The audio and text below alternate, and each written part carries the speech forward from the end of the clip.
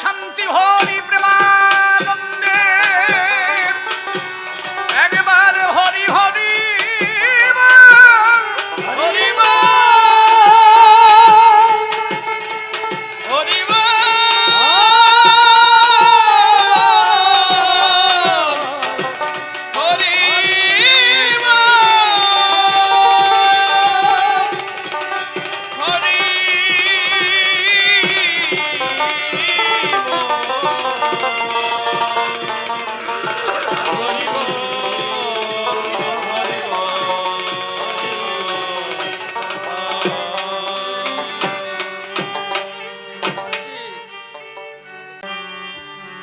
আমি এসেছি হ্যাঁ তাই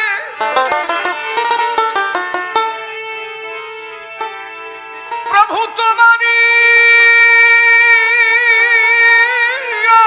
আজ্ঞায়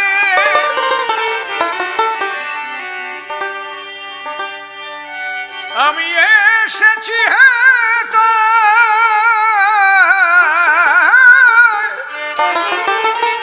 একটু রিভাব করো শুধু রিভাব ইকো না তোমারি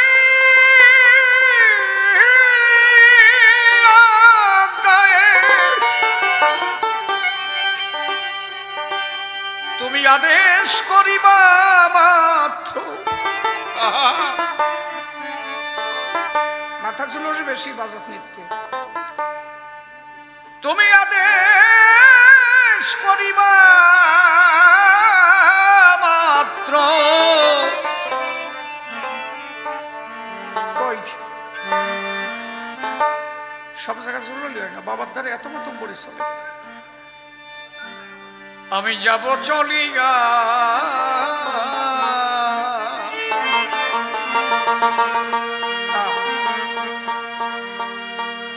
পরমে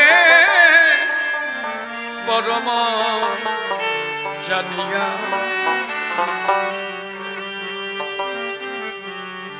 আমি যেখানে এসেছি তোমার আদেশে আপনারা যারা যারা এখানে বসে গান শুনছেন সবই তার আদেশ বেলাটা টানো তিনি যদি আদেশ না করতেন আমি কি এখানে আসতে পারতাম কত মানুষ রাস্তা দিয়ে চলার সময় অ্যাক্সিডেন্ট হয়ে যায় এই কথা বলে না আস্তে আবার কত মানুষ পথই চলেও বেঁচে থাকে যদি তার কৃপা কারো প্রতি হয় আজ থেকে 40 বছর আগে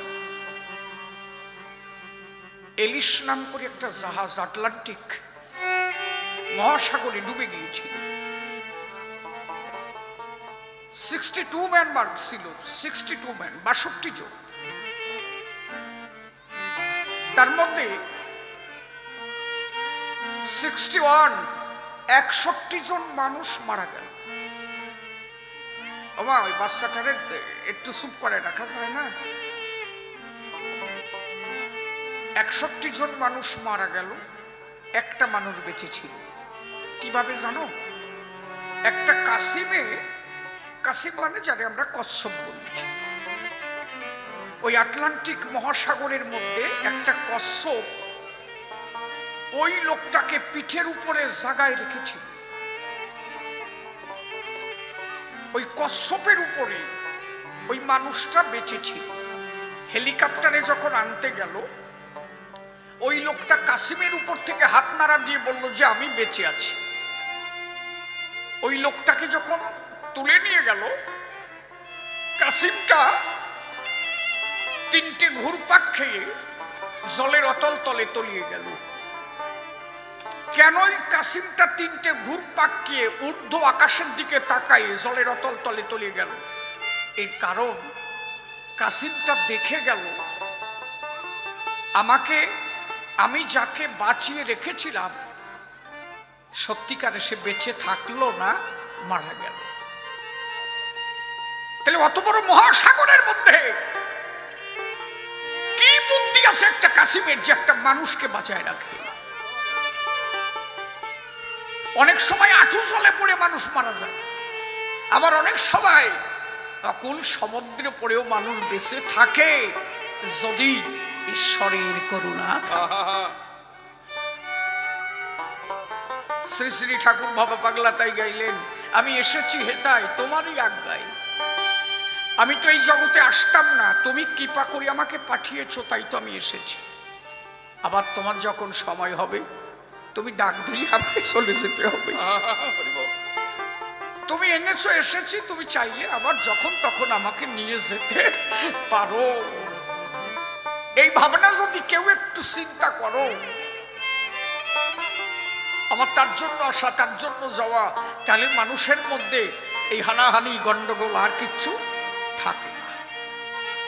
তাই ঠাকুর বাবা গাহিলেন, আমি এসেছি হে তাই প্রভু তোমারই আজ্ঞায়,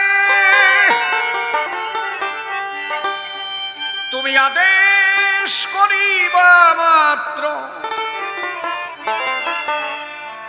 আদেশ করিবা মাত্র আমি যাব চলিয়া, তোমায় পরমে পরম জানিয়া, পরমে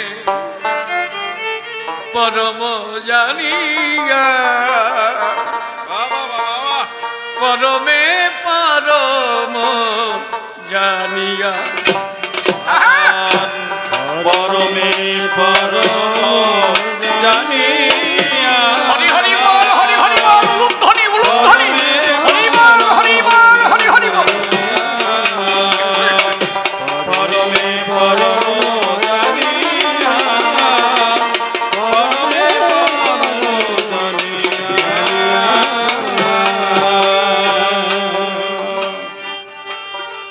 আমি এসেছি হেতায়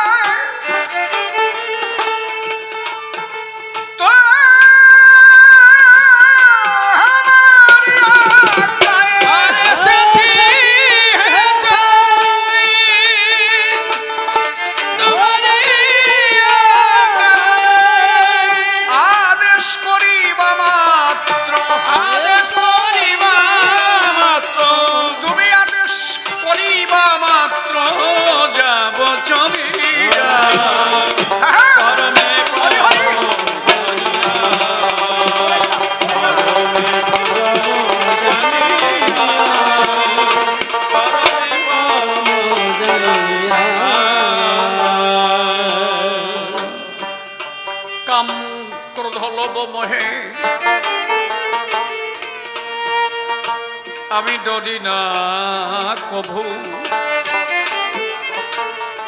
প্রভু আমি যে দাস, আমি তেজাস অনুদাস, তুমি যে প্রভু কাম ক্রোধ লোভ মোহে,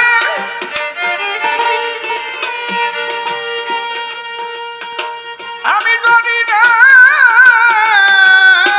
প্রভু,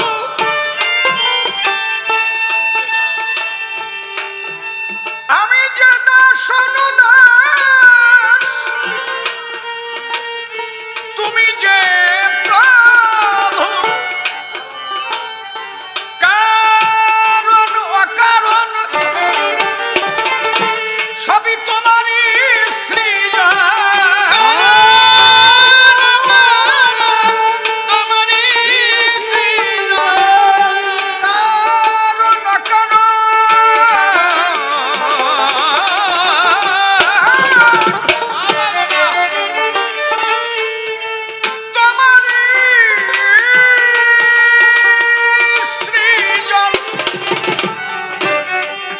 আশ্চর্য হই না কভু,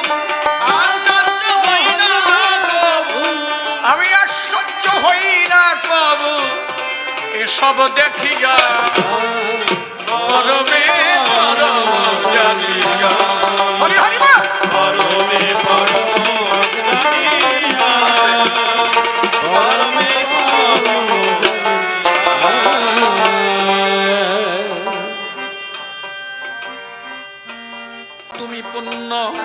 এলো, সকলই তোমারই দান।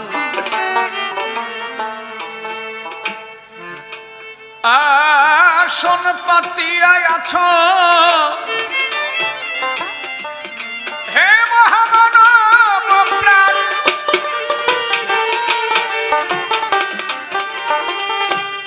ঠিক থাকে না। ওরে তুমি পাপ তুমি পুণ্য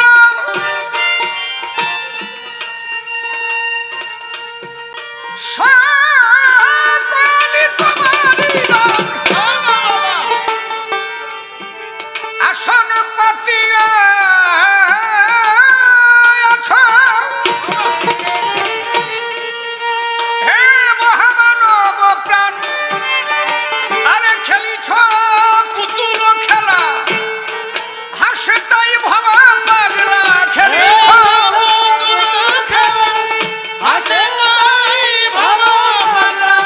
খেলিছ পুতুল খেলা, হাসে তাই ভাবা পাগলা।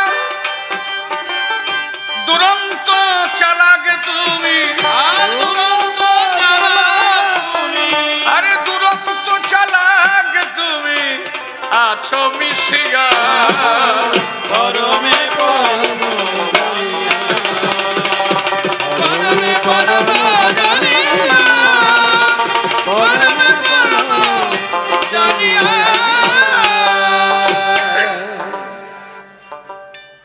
সাধুগুরু বৈষ্ণব হেরিয়ার যত পুরুষ নারী প্রণাম গ্রহণ করিবেন সবাই। কবিগান শুনবার তরে কাছে কিংবা আছেন দূরে, প্রত্যেকের শ্রীচরণ পরে ভক্তিপূর্ণ প্রণাম জানাই।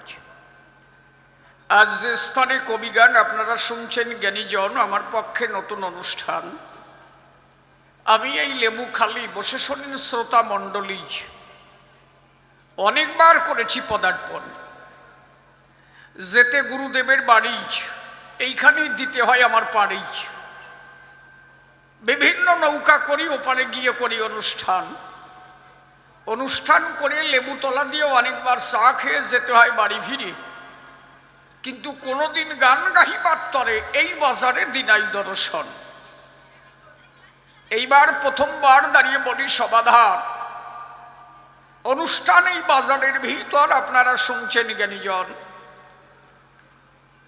কমিটির সিদ্ধান্ত মতে আলোচনা হচ্ছে এ সভাতে। আমি জোর হাতে কমিটির শ্রীপাদ পদ্মে জানাই, প্রণাম করি দান। বিভিন্নভাবে প্রশ্নপত্র তুলে ধরেছে সভাগাত্র, অত্র তার দেব সমাধান। আমার যে কথাবার্তা আপনারা বসে শুনছেন বিজ্ঞ শ্রোতা, বুঝতে আপনাদের অসুবিধা হচ্ছে কি এখন? তাহলে বুঝতে যখন সমস্যা নাই, তাতে মাইক ভালো, মাইকের কোনো সমস্যা নাই। আমি এক এক করে তার জবাব করব দান।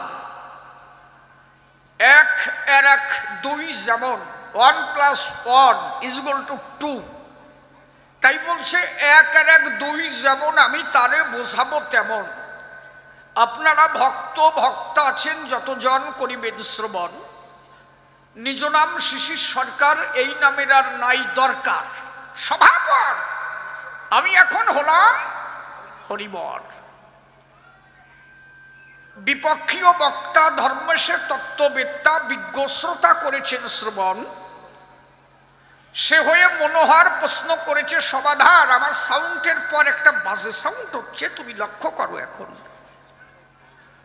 ফোন নিয়ে বসে থাকলি হয়, দেখো না সাউন্ডে কথা বললে তারপরে একটা বাজে সাউন্ড শোনায় নাকি?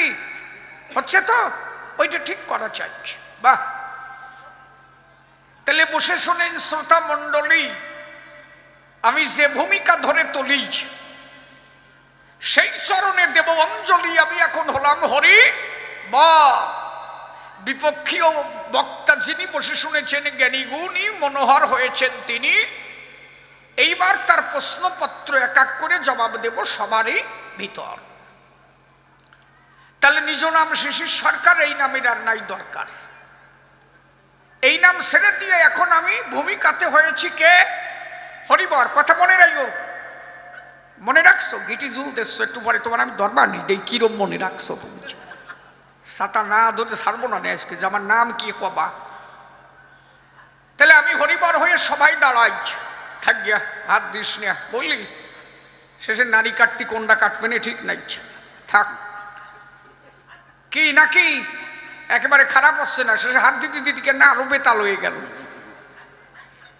অনেক সময় মেশিন এক জায়গায় চালাতে আর এক জায়গায় চলে চলে না কথা কষ্টে ছাতা থাক বাবা হাত দিস না দোহাই দমে থাক ছেড়ে দে থাক। কি রে মানে ওরা কি শ্রোতা হয়ে শুনতেছে ওরা মনে হয় ভাবতেছে আমার জাত ভাই উঠিছে বলি রবি কথা কোষ আরে ওরা আমার যদি না হয় জাত ভাই প্রথম হরি ভক্তই তো ওরা জানে কয়জন নাই স্বয়ং ভোলানাথ যিনি প্রথম কুকুর হয়ে জন্মগ্রহণ করেছিলেন তিনি আর পৃথিবীতে পরম হরি ভক্ত একমাত্র ভোলানাথ গোসাই। তাহলে ভোলানাথ যদি পরম হরি ভক্ত হয় আমরাও হরিনাম করে বেড়াই তাতে ওরা আমরা এক দলে ভরিয়ে যাই কথা কি বেতাল হয়েছে তা হিসেবে বললি কেন সাতা খালি হাসো কি বুঝি হাসো কথাকে আমি বেতাল কইছি যাক ঠিক করছি নেতায় বেশি করিস না বাবা বেতাল হয়ে যাচ্ছে। এইবার সে প্রথম প্রশ্ন করেছে দান শুনেছেন যত জ্ঞানীজন বলে তোমার গুরুদেব তারক সরকার হরি লীলামৃত লিখেছে জানে সর্বজন লেখা আছে লীলামৃতের পাতায় কি প্রসারিতে গুরুগম্য সূক্ষ্ম সনাতন ধর্ম জানাইল এ জগৎ বড়ি জানে যত নর নারী মিথ্যা বলি নাই। তাহলে বলো তুমি সভা তলে এই সনাতন ধর্মের আগে সূক্ষ্ম তত্ত্ব কি জোড়ালে কেন হরিচাঁদ ঠাকুর সূক্ষ্ম তত্ত্ব জোড়াইয়ে সূক্ষ্ম সনাতন ধর্ম দিয়েছে ধরায়। এই তার প্রথম প্রশ্নপত্র তুলে ধরেছে সভাগাত্র অত্র তার দেব সমাধান বসে শোনেন নারী নরে কোন সূক্ষ্ম তত্ত্ব ঢুকাইছে এর ভিতরে কেন বলা হলো সূক্ষ্ম সনাতন। সনাতন শব্দের অর্থ আমরা যা পাই যা অতীতে ছিল এখনো আছে ভবিষ্যতেও থাকবে তার সনাতন বলে জানিও নিশ্চয় যা অব্যয় অক্ষয় যার কোনো ক্ষয় নাই। কথা বোঝা যাচ্ছে তো একদম পরিষ্কার কোনো ভেজাল নাই। যদি চুপ করে গান শোনো রাত ভরে গান হবে তাতে কি হয়েছে কনে যায় বুড়ি কনে যায় টানিয়ে দর দি ইস বাড়ি যাবে দেও আটা দাও নতুন শীত আইসে কাতার তলে যাও। তাহলে সনাতন বলে কারে বসে শোনেন নারী নরে যা ৭০০ সনাতন যার অব্যয় অক্ষয় যার কোনো ক্ষয় নাই। দাঁড়িয়ে বলি সবার ঠাই সনাতন কিন্তু খারাপ নয় এই সনাতন ধর্মটাকে খারাপ করেছিল কিছু মানুষ স্বার্থের নেশে কিছু মানুষ তারাই এই ধর্মটাকে নষ্ট করে দেয়। কেমন নষ্ট করলো কথাটা বলা ভালো একটু ধৈর্য ধরে শোনা ভালো। কোনো একটা মন্দিরের যদি কোনো মানুষ পুজো দিতে যায় আচ্ছা বলেন দেখি আমার ধারে ঈশ্বরের দরবারে কেউ যদি পুজো দিতে যায় সেখানে কেউ যদি কোনো মুসলমান আজকে এসে এই মন্দিরে পুজো দেয় এখানকার সেক্রেটারি আমার গুরুদেব অশোক গোসাই আর এখানে আছে আমার কাকা বাপি গোসাই এখন তারা কি সেই মুসলমানদের বারণ করতে পারে যে তুমি পুজো দিবা না আমাদের মন্দিরে বারণ করা যায় কেন যাবে না কারণ মূল ধর্ম হচ্ছে তাই মানুষের কোনো জাত নাই লালন বলেছে তাই জাত গেল বলে জাত কোথায় জাতের কিছু খুঁজেই পাই না জাত কোথায় যারা এসেছে চরাচরে একইভাবে সৃষ্টি মানুষ বিশ্ব চরাচরে একজন কাপালির বোর একটা কাপালির স্ত্রী ঘরে যদি পুত্র সন্তান হয় তাও যেভাবে হয় একটা নমশূদ্রেরও সেইভাবে হয় একটা মুসলমানেরও সেইভাবে হয় আলাদা কোনো ভাব আছে নাই। তাহলে পৃথিবীতে মানুষ যখন আসে একইভাবে আসে তার কিন্তু কোনো ভেদাভেদ নাই। হাসপাতালে একটা সন্তান জন্ম হলো বসে শোনেন জ্ঞানী দল এখন ছেলেটার যখন জন্ম হলো, ছেলেটা কি জেনেছিল? সে কিন্তু মানুষ হয়ে জগতে এসেছিল। এইবার দেখা গেল ওই ছেলেটা কার ঘরে জন্ম নিয়েছে? শিশির সরকারের ঘরে। নাম আমার শিশির সরকার। তাহলে আমার স্ত্রীর হয়েছে সল, বসে শোনেন জ্ঞানী দল, গায়ে আমার বাড়িছে বল, তাই তো? এইবার দেখা গেল ওই ছেলে ট্রান্সফার হয়ে একজন মুসলমানের ঘরে গেল। ওই ছেলেটা কিন্তু জানে না, অন্তরে করেন ধারণা ও যেদিন থেকে মুসলমানের ঘরে গেল সেই দিন থেকে ও মুসলমান হয়ে গেল। তাহলে ভগবান যখন তারে পাঠাইছিল তখন কিন্তু কোনো জাত করে তারে পাঠায় নাই। সবাই আমরা এক জাত, সে হচ্ছে মানুষ ছাড়া আর কিছু নয়। এই জন্য চণ্ডীদাস বলেছিলেন সবার উপরে মানুষ সত্য, তার উপরে নাই। কিন্তু সনাতন ধর্মের মধ্যে ভণ্ডামি শুরু হয়ে গেল। ভণ্ডামিটা কি? যদি কোনো মন্দিরে কোনো শিটুল কাস্ট পুজো দিতে যায় তখন তার ঘিটি ধাক্কা দিয়ে বের করে দেয়া হয়। যখন পুজো দিতে যেত এই কথা বলা সত্য, যদিও এখন এই প্রথাটা নাই, এখন কমে গেছে, কিন্তু অন্যান্য স্টেটে এখনো এগুলো আছে। একমাত্র হায়ার কাস্ট ছাড়া সেই মন্দিরে পুজো দেওয়ার মতো কারো যাওয়ার কায়দা নাই, তার ঘিটি ধাক্কা দিয়ে বের করে দেওয়া হয়। কথা বোঝা যাচ্ছে কি? তাহলে মানুষের যখন কোনো জাত নাই, ভগবানের কাছে গেলে সে সবার ভগবান। একটা কুকুরেরও ভগবান, সে একটা গরুরও ভগবান, সে একটা গাছপালারও ভগবান, সে মানুষেরও ভগবান, সে মৎস্যেরও ভগবান, বাদর ইঁদুর যত প্রজাতি আছে সবার ভগবান। সে তো কারো ব্যক্তিগত নয়, তাই তো? সে সবার ভগবান। আপনি দেখবেন রাত্রে ভোরবেলায় পাখিটাকে গাছের ডালে বসে শোনেন জ্ঞানী দলে কুহু কুহু সুর তোলে। সে কিন্তু প্রত্যেকটা পোহরে জেগে জেগে কৃষ্ণ গুণ গায়।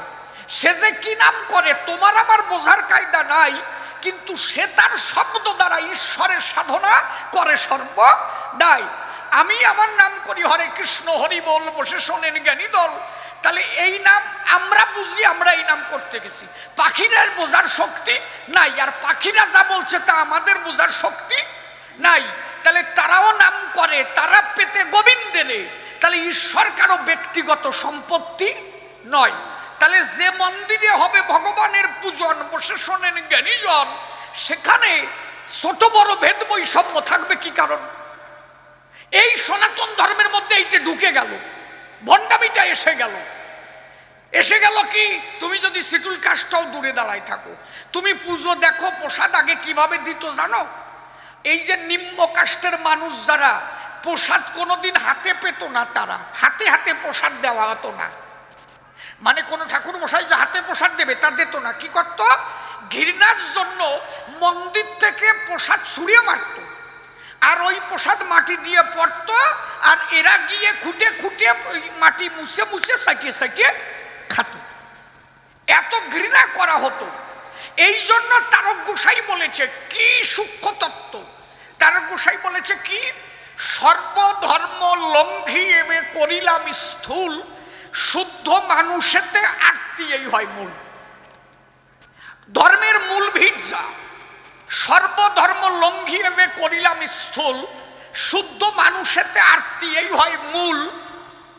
জীবে দয়া নামে রুচি মানুষেতে নিষ্ঠা। জীবকে দয়া করো, নামে রুচি রাখো, মানুষেতে নিষ্ঠা রাখো।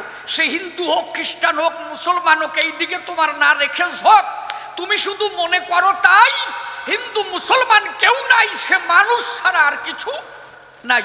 আগে তোমার মানুষ রূপে তাকে কোলাকুলি দেওয়া চাই। তাই বলছে সর্বধর্ম লঙ্ঘিয়েবে করিলাম স্থূল, শুদ্ধ মানুষেতে আরতি এই হয় মূল। জীবে দয়া নামে রুচি মানুষেতে নিষ্ঠা, ইহা ছাড়া আর যত সব ক্রিয়া ভ্রষ্টা। এই সূক্ষ্ম সনাতন ধর্ম প্রচারিতে ওরা কান্দি অবতীর্ণ যশোবন্তের সুতে। তাহলে কি সূক্ষ্ম তত্ত্ব দিল? একমাত্র মানুষকে বাসো ভালো, মানুষের মধ্যে যেন কোনো ভেদ বৈষম্য না রয়। হরিচাঁদ ঠাকুর বলেছে তাই, যেখানে কোনো জাতাজাতি নাই, তিন করি মুসলমান ছিল, সেও এসে মতুয়া হলো। অক্ষয় চক্রবর্তী ব্রাহ্মণ ছিল, সেও এসে মতুয়া হলো। অস্ট্রেলিয়া থেকে মীর সাহেব এসে সেও মতুয়া হয়ে হরিগুণ গায়।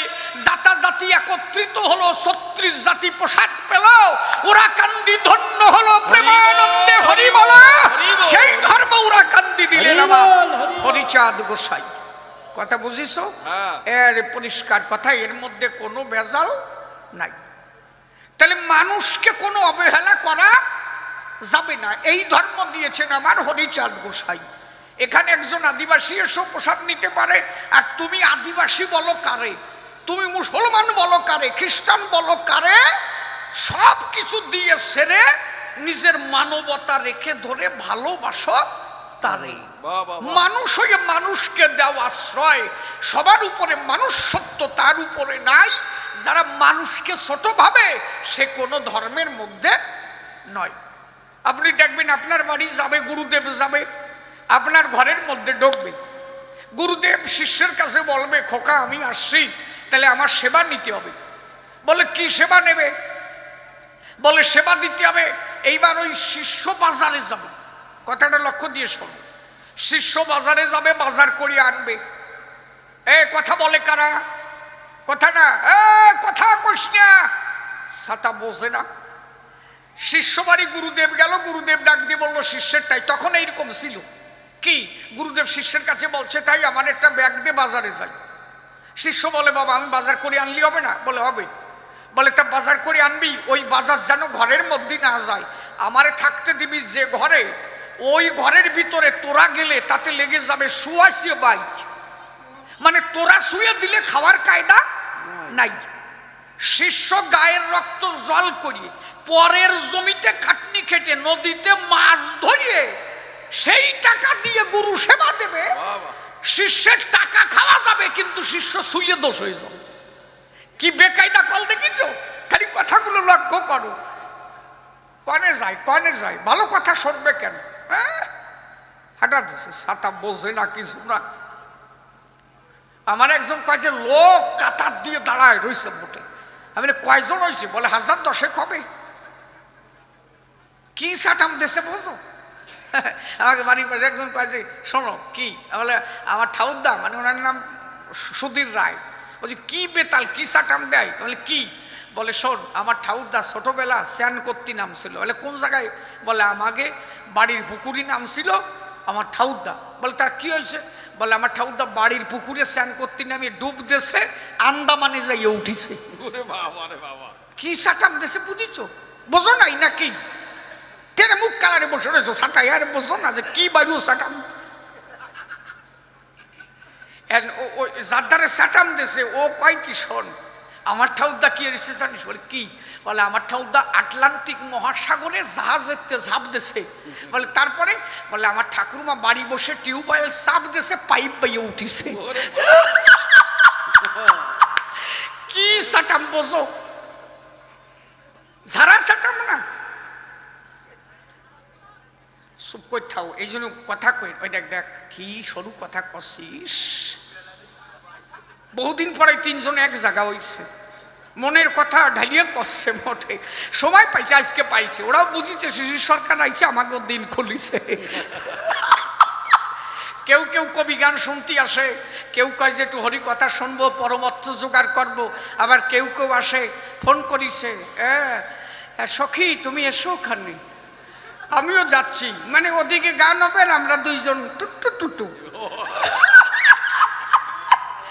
কি এরকম লোক থাকে কিনা নাকি? কথা খারাপ করছি, কথা কইস না, ছাতা বোঝে না, কিছু না। ব্যাপারটা হচ্ছে তাই। সবাই কি আসে গানে? কয়জনে আসে? হ্যাঁ, এখন ওই শিষ্য ডাক দিয়ে বলছে গুরুদেবের ঠাই। বলে গুরুদেব কথা নেও, তাহলে আমি বাজার করে আনি, তুমি খাও। ওর নিজের গাঠির টাকা নিয়ে বাজারে গেল, বাজার করে এনে দিল। সেই বাজার নিয়ে গুরুদেব ঘরে ঢুকলো। শিষ্যের যাওয়ার কায়দা নাই। শিষ্যনে ডাক দিয়ে বললো, তাই শোন কি, আমার এক বালতি জল এনে দিই। বালতি নিয়ে গেল, জল নিয়ে আসলো, উঠোনে জল রেখে দিল। বললো ওইখানে জল উঠোনে রাখ, ঘরের মধ্যে নিয়ে যাবে না। বলে কেন? বলে জল চলি দোষ আছে। ও বালতি জল উঠোন অব্দি গেছে, ঘরে ঢুকার কায়দা নাই। মুগুর দিয়ে কষার দরকার না। ও বালতি গরম দিনে আর কায়দা নাই। উনি ওখান থেকে এসে তুলসী পাতা টাতা দিয়ে ওং গোষ্ঠী শ্রাদ্ধায় নমঠম দিয়ে বালতি নিয়ে ঘরে গেছে।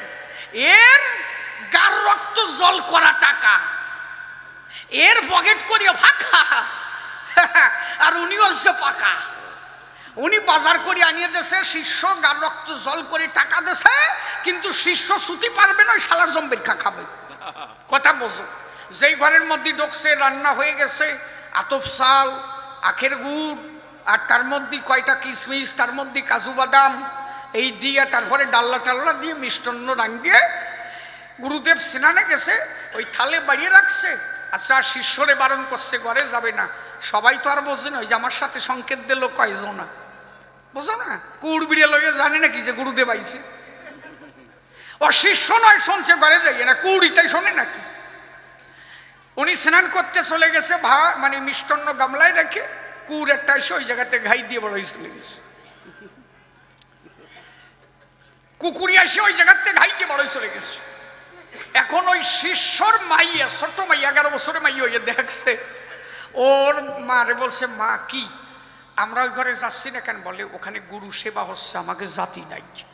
বলে তা তো আমরা গেলাম না, কিন্তু মা ঘটনা একটা ঘটিছে। বলে কি? বলে কুকুরটাই খেয়ে গেছে। দাদু ওই যে কি বাড়িয়ে রাখছে, কুকুরি খেয়ে গেছে। শিষ্যর বউ কয় যে কথা কইয়া না, আবার গুড় কেডা আনবে? ওই কুকুরি খাই খাদ্যে উনি খেয়ে ফেলবেন, তুই কথা কইস। সাইয়ে দাও কি আরম্ভ হয়েছে। ওরা কিছু কয় নাই, গুরুদেব স্নান করে আইসে বুঝলে সবকিছু দিয়ে টিকে এখন মন্ত্র দিচ্ছে, ভজনাভ্যায় নমঃ, ভজনাভ্যায় নমঃ, ওং গোবিন্দায় ভজনাভ্যায়, কৃষ্ণ জনার্দনায় মাধবায় নমো নমো। আর ওই সেবরি দিয়ে উঠোনে বসে হাসতেছে, বলছে যত ভজনাভ্যায় দাও কুড়ি খাইছে। ও তো দেখতেছে যে ঘটনা কি ঘটতেছে। ওর মা বাবা করজোড়ে দাঁড়ায় রয়েছে, ঘরে ঢুকার কায়দা নাই, গুরুদেবের সেবা চলতেছে। এখন খাওয়া প্রায় কমপ্লিট হয়ে গেছে, অল্প একটু আছে বুঝলে।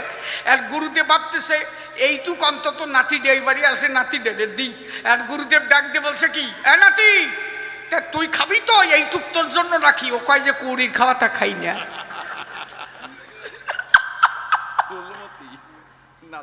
তাহলে এগুলো কি এ প্রকৃত ধর্ম? কি এগুলো ভণ্ডামি ছাড়া আর কিছু না।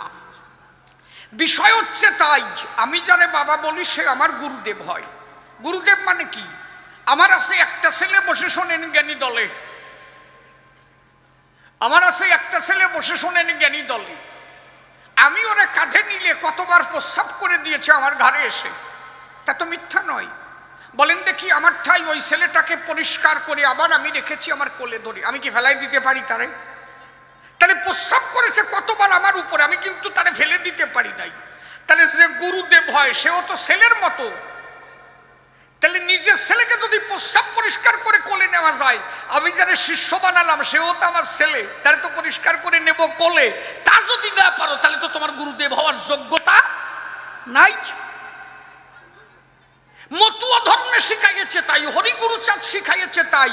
মতুয়াদের মধ্যে এই জাত বৈষম্য নাই। মতুয়ার গুরুদেব যাক আর গোসাই যাক, যেই যাক, সেখানে কোনো যত্ন নাই। আমার ঠাকুর বলেছে তাই, এক পাতে খাবে, সেখানে কোনো পাত আলাদা নয়। সিধা মোড়াকান্দিতে তথায় যাচ্ছে 36 জাতে প্রসাদ খাচ্ছে এক পাতে। মতুয়ারা এক জায়গা যাবে, এক থালা খাবে, গুরুদেব এক ধামাতে প্রসাদ মাখাবে। কানা খোরা সাউসিংকে সব নিয়ে প্রেমানন্দে হরি বলে সব এক পাতে প্রসাদ নেবে। সেখানে কোনো জাতাজাতি নাই। এই সূক্ষ্ম সনাতন ধর্ম প্রচারিতে অবতীর্ণ হরিচাঁদ যশবন্তের সুতে। পরিষ্কার পরিচ্ছন্ন জবাব তোমারই করলাম দান। এখন বসবা না কি করবা সেটা বুঝে দেখো কি দিছি সমাধান নাকি। ওই যে রামচন্দ্র যিনি রাম রাম দিয়ে গেলেন, তিনি মহাপ্রভু এসে হরিনাম দিয়ে যায়।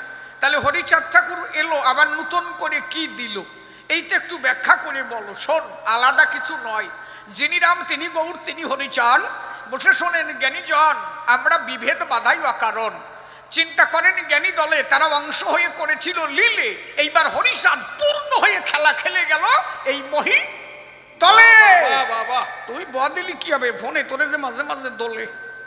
তাহলে চিন্তা করেন জ্ঞানী দলে, ধর্মসভা তলে হরিচাঁদ ঠাকুর নূতন কি দেয়? মহাপ্রভু দিয়েছিল তাই, অসুবিধা নাই। এইবার নূতন কি দিতে হরিচাঁদ এলো, বসে শোনেন জ্ঞানী দল কথাটা বলা ভালো। রামচন্দ্র অবতার হলো, তখন পাপ উদ্ধার করতে পাপীকে নিধন করতে হয়েছিল। কথাটা লক্ষ্য দিয়ে শুনলে বোঝা যাবে, নইলে অসুবিধা হয়ে যাবে, বুঝতে পারবেন না। আস্তে রাম রাবণের যুদ্ধ হলো, রাবণ পাপ করেছিল তাই তো। আচ্ছা, রাবণের পাপ বের করতে রাবণকেই নিধন করতে হলো তাই তো। এইবার কৃষ্ণচন্দ্র যিনি কুরুক্ষেত্র যুদ্ধ করলেন, তিনি পঞ্চ পাণ্ডব সহ কৌরব পক্ষের সঙ্গে যুদ্ধ হলো। ওই যে কৌরবগণ, বসে শোনেন জ্ঞানীজন, তারা পাপী ছিল এক একজন, কিন্তু পাপ কাটাতে পাপীকে করতে হলো নিধন। তার মানে কি, মেরে দেওয়ার পরে পাপ নিধন করা হলো, পাপীকে না মারা পর্যন্ত পাপ মুক্ত হলো না। বিষয়টা হচ্ছে কেমন, একজনের গরুর রোগ হয়েছে, কি বলবো আপনাদের কাছে, এখন ডাক্তারের কাছে গেছে, ডাক্তারের কাছে গিয়ে বলছে তাই আমার গরুর অবস্থা ভালো না, পাতলা পায়খানা আসছে, আমার গরুর ওষুধ চাই। এইবার গরুটারে ওষুধ দিয়ে দিল। বসে শোনেন জ্ঞানী দল, এক সপ্তাহ পরে ওই ডাক্তারের সাথে ওই মালিকের দেখা হলো। এখন ডাক্তারবাবু মালিকরে বলছে, তাই মালিক সাহেব কথা নেবেন, আপনার গরুটা কেমন আছে, আপনি তো ওষুধ নিয়ে গেলেন, গরু কেমন আছে একটু বলে যাবেন।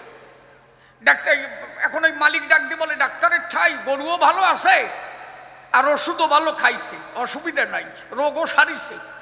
বলে কিভাবে রোগ সারছে? বলে খালি রোগ সারে নাই, যেদিন গরু মরিছে একবারে রোগ সারিয়ে নিয়ে মরিছে, মানে গরু মারাও গেছে, রোগও সারিছে। অনন্য যুগে হচ্ছে তাই, যে পাপ বের করার জন্য পাপীকে নিধন করা হতো, পাপ বের করার ক্ষমতা নাই। কথা বোঝা যাচ্ছে কি?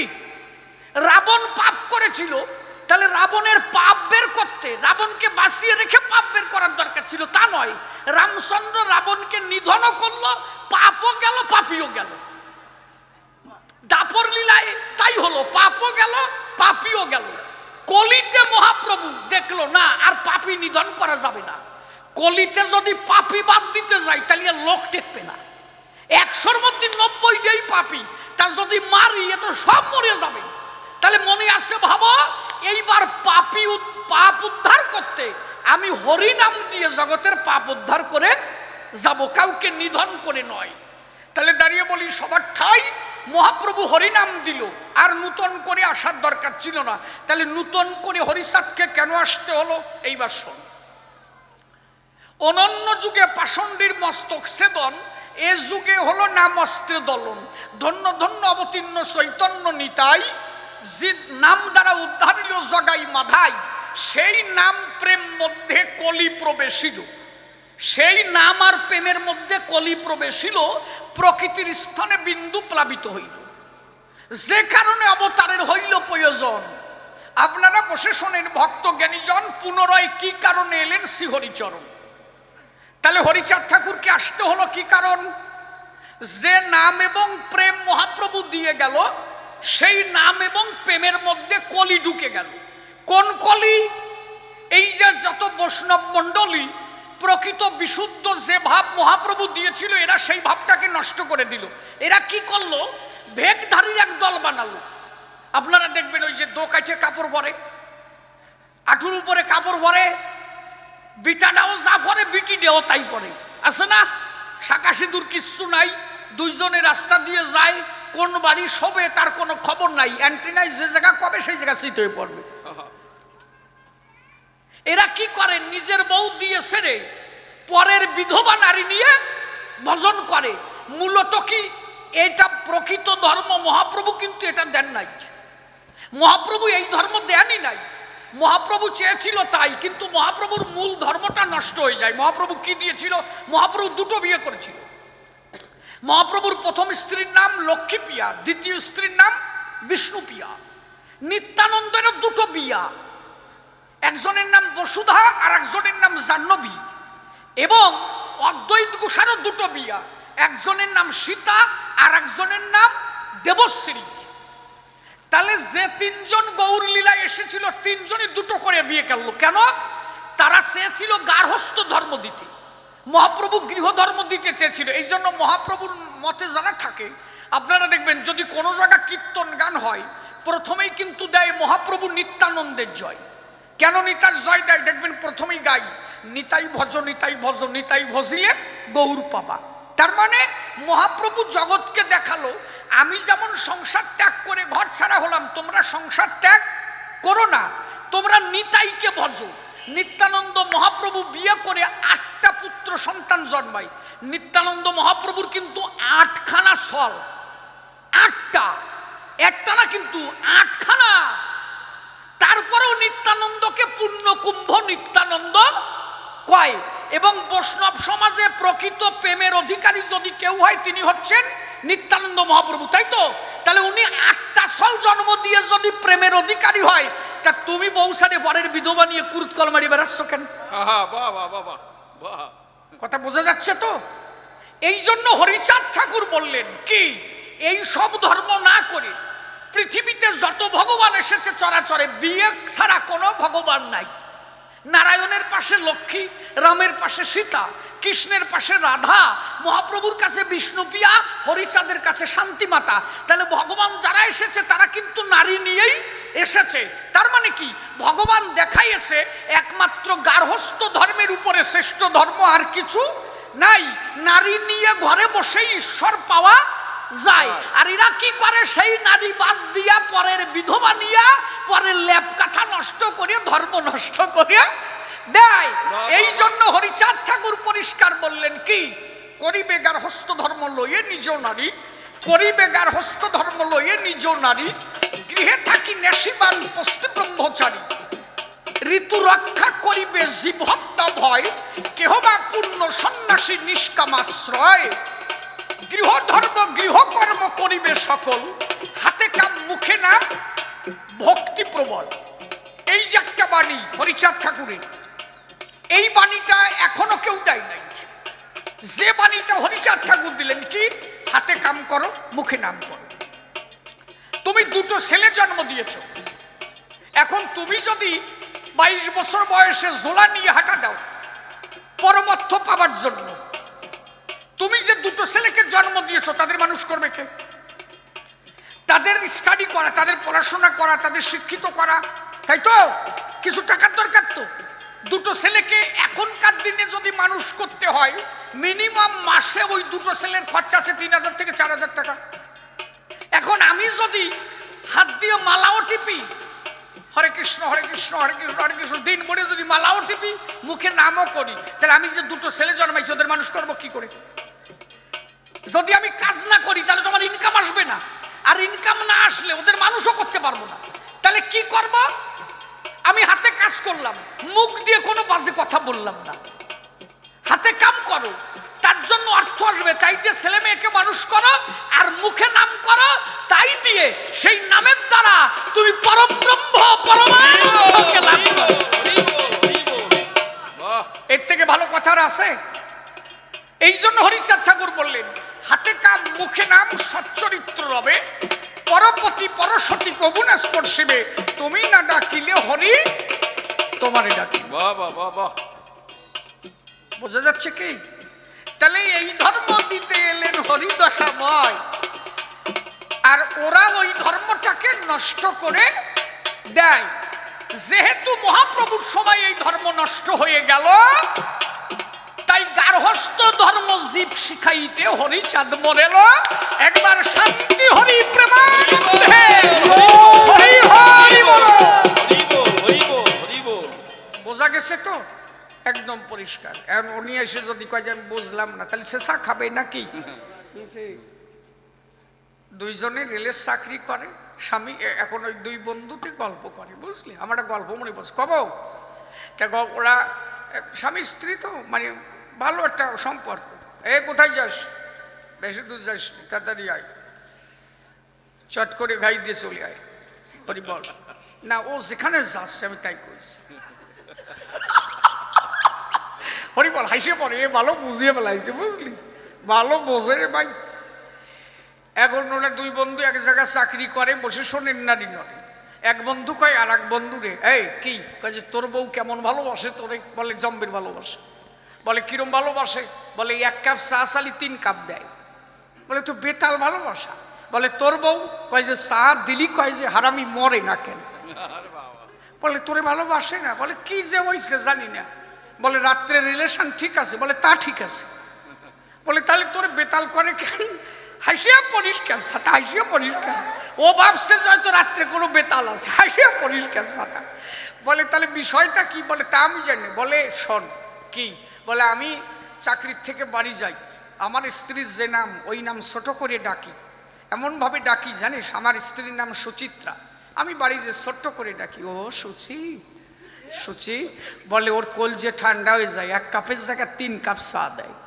ও বলে তাহলে স্ত্রীর নাম যত যদি ছোট করে ডাকিস তুইও পাবি। ও বাড়ি গেছে আনন্দে, আজকে স্ত্রীর নাম ছোট করে ডাকবে, 1 কাপের জায়গা 3 কাপ খাবে। ওই ছোট করে ডাকা দিয়ে ঝাঁটার বাড়ি খেয়ে আইছে। পরের দিন দেখে নাক মুখ ফুলোই নিয়ে আইছে। এখন ওর বন্ধু কয় যে কিরে তোর নাক ফুলিছে কেন, কান ছিঁড়ে গেছে কেন? কয় যে ঝাঁটার বাড়ির গুতো সব কাজ হয়ে গেছে। বলে তা তোরে মারলো কেন? বলে তা আমি কব কেন, তুই কইছিস ছোট রে ডাকতে, ছোট রে ডাই আমার বেতাল বাঁধিছে। অন্য দিন তো চা দেয় না, আজকে ঝাঁটার বাড়ি দিছে। বলে তোর স্ত্রীর নাম কি? কয় আমার স্ত্রীর নাম বিচিত্রা। তা তুই বাড়ি যে কি কয়ে ডাকছিস? বলে আমি ছোট করে ডাকিছি। ও বিসি। বলে যার যা নাই তারে তাই করলি, ঝাঁটা দিয়ে না বড় হয়ে পারে তোরে, তুই বিসি করলি কেন? তাই খা। তা তুই কার কাছে কি করিস, কার সাথে কার তুলনা করিস? হ্যাঁ, কোথায় হরিচান কোথায় রাম, কার কতটুকু কাছে দাম, তুই তার করিস বদনাম। দেন হলে বাড়ি আর একটা গান গাই।